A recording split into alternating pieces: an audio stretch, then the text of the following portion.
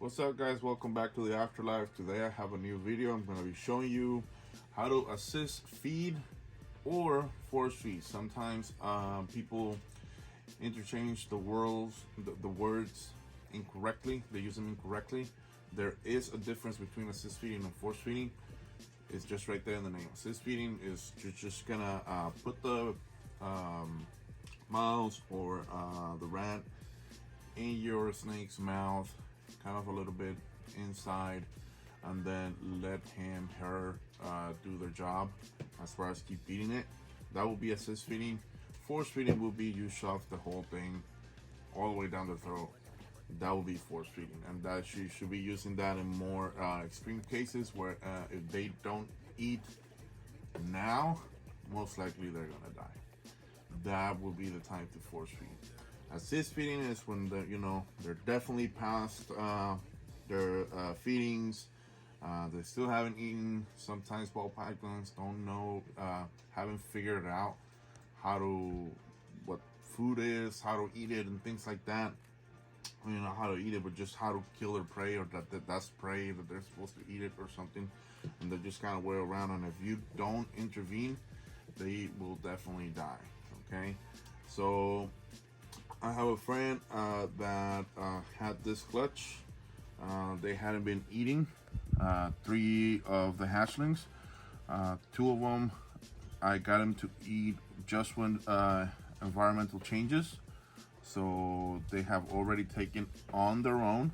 So that's ideal, okay, for them to take on their own.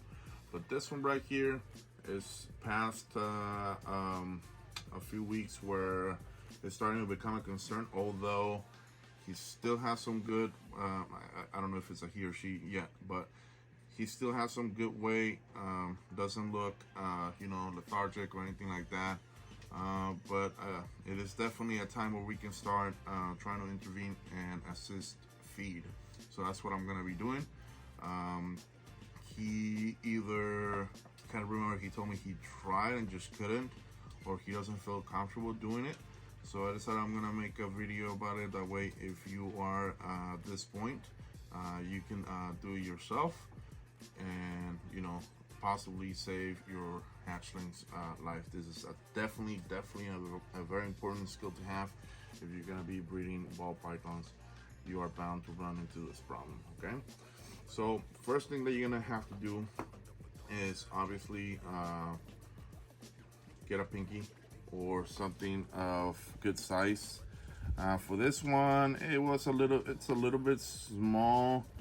Like I said, this ball python still has some good weight, but according to the person that hatched this ball python, it's been, according to the weeks that he told me, yeah, he's definitely overdue for the first meal. So get something that's about the body size, a little bit smaller, probably like 2/3 of the thickest body part of the hatchling. So I could have gone a little bit bigger with this one, but that should do it. Okay, remember the thing that we're trying to do here is teach them, hey, this is food, this is what you eat, this is what you need to take down and start eating. Okay, that's what we're trying to trigger in them. So you're gonna get one of these, and then the grabbing technique, you're gonna have to grab a hold of their neck and the back of their head. And the way that I do it is basically I'm gonna put my hand, okay, like this, or a similar position, so that I can hold about 1/4 to 1/3 of their body, supporting it. They will usually, obviously they won't like that, they will try to wiggle their way out. So what they will usually do is wrap around my hand, and that's gonna support the rest of their body. But if they don't, that's fine, because I'm supporting some of it. And then with my fingers, what I'm gonna do is I'm not gonna squeeze, but rather I'm gonna make it a perfect shape, so that so that the head can wiggle out of there, but it's not struggling to breathe or swallow or something like that, or open their mouth or anything like that. Think about it kind of like a shoe. Okay, a shoe fits perfectly in your mouth, perfectly in your shoe, perfectly in your foot, Okay, so that's what you want. You want a perfect fit so that it stops moving. Like your foot's not gonna come out, you know, just because you're walking or anything like that. That's what you gotta think about, how you gotta approach this. Okay, so without further ado, I'm just gonna go in there and I'm gonna, like I said, I'm gonna go like this. That's gonna support a pretty good amount of the body. And then I'm gonna close my fingers to fit the head right there. See that? Very, very simple. Do that, then do that. Okay? And like I said, This thing's so blurry. It's blurry? Yeah. Okay, there. Okay. So, yeah. So right there, he can't go anywhere. If you're having trouble trying to get to the head, because you're going to have, I've had it when they're trying to either go forward or they're trying to go backward. If you grab them right here and they try to go backward, just wait for them to kind of like slither back, and you're gonna be waiting already with your finger positioning so that you can just grab them right there again. Okay, hopefully that makes sense. This one's actually really calm. Yeah, this one's pretty calm. Another thing you gotta consider with albinos too is that they can't see very well.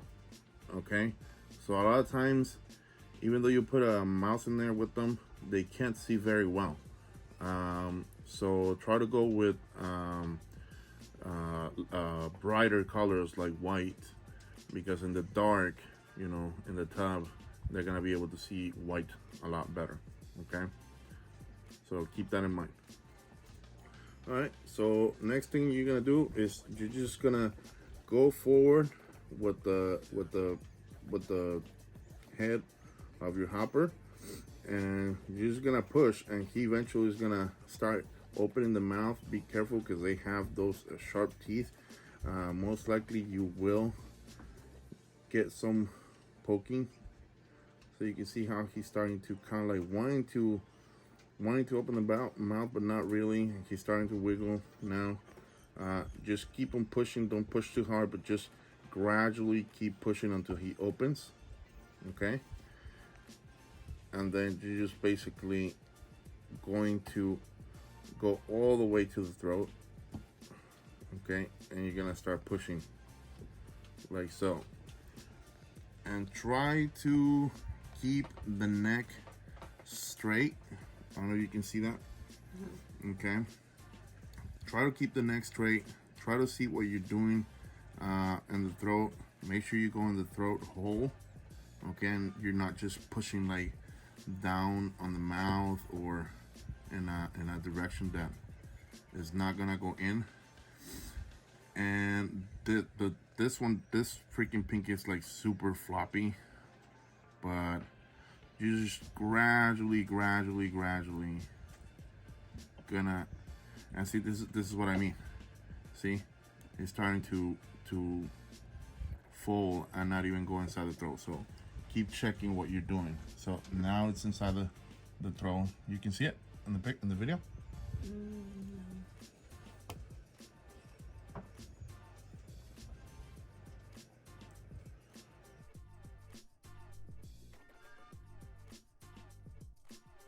How about there?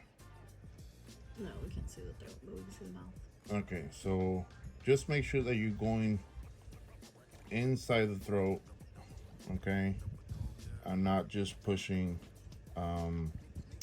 like down into their jaw.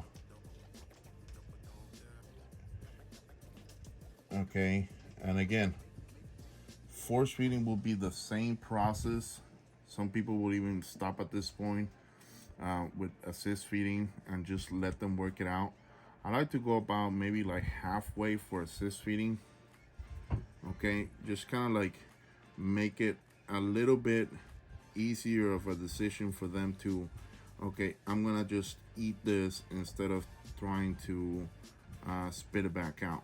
Okay, and again, you're gonna you might have to, you can see they're going inside the throat. You might get it and at this point this thing is so small that it's almost like I might as well just force feed.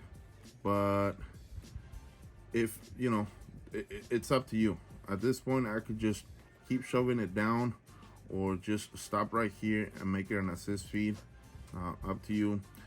But since I'm already here, I'm just gonna keep going just to show you. You could have just stopped right there, but and hopefully he doesn't decide to close the mouth on you while you're doing this. But I'm gonna stop right there, and I'm gonna gently close his mouth just so that again, this one's too small, but you might wanna, don't put the microphone too close to me. You might wanna have them their teeth grab onto the skin. That way it's a little bit harder for them to spare it out and they decide to instead just eat it. So right there, I'm just gonna set him down. Ideally, I would like to put him back on his tub so that he has more privacy and is more likely to eat it. But try not to move too much. That way he decides to eat it. So right now he's thinking, what am I gonna do with this? And actually, one of the things that I forgot to do, wet the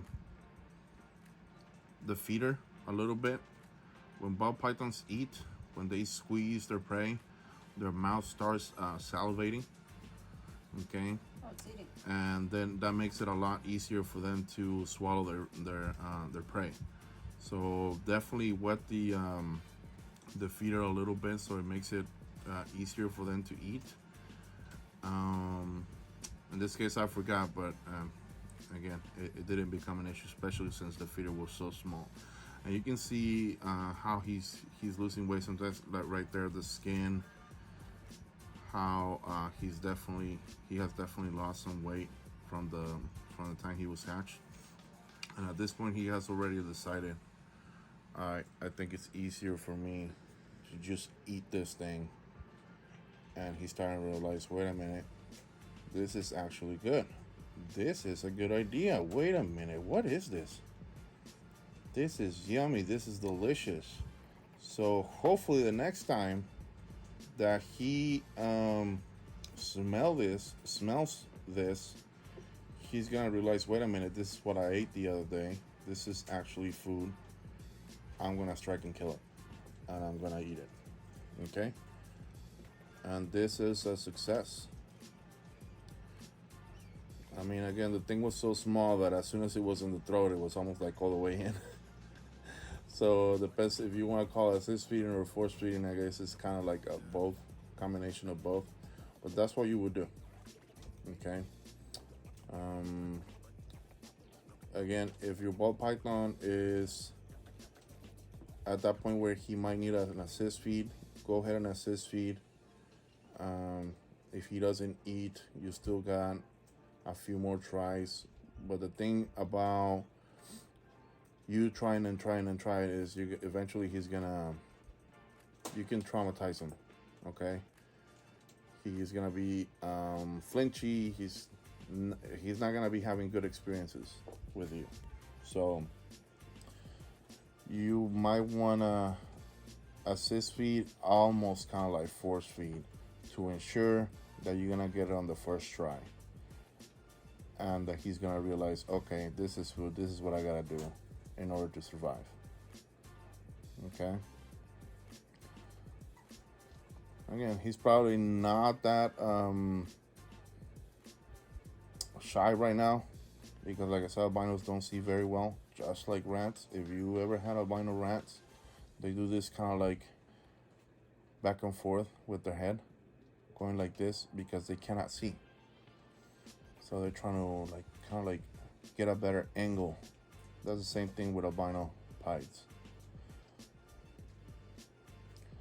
So now we're just gonna wait for him to finish swallowing, put it on his all the way back to his stomach, and then we're gonna put him back. And then next time, hopefully next week, when I throw one of those in there, he's gonna think, oh, food, and he's just gonna go for it. Okay? You can see it moving. Yeah, he's moving it back. And after the prey item, the feeder is all the way to the back of his stomach. See that? You see how they can't see anything? Once it's to the back of the stomach, you know, you should be fine to grab him and put him in his closure and leave him alone. Okay. So pretty. I cut the video right there. So there you have it, guys. Hopefully this video helped. I'm sorry if I made it too long. I just wanted to make sure that I covered everything. But yeah, just follow those tips. Again, be careful, count the weeks, see how long they've been eating. Usually their yolk that they come out with is good for, you know, I mean, again, depends on the size of the egg. If they were in there for a long time and in their egg where they absorb the whole thing completely. But usually I go about, you know, they go 1 week to 2 weeks until they shed, and then about a week after that I start offering that. So I go about 3 weeks before I offer their first meal, sometimes 4 weeks, and they can go maybe another 4 weeks without eating. Again, it all depends before they are in some serious trouble. Okay, it all depends on the size of the ball python and the egg and the yolk and all these factors. But hopefully that helps if you're trying to do this.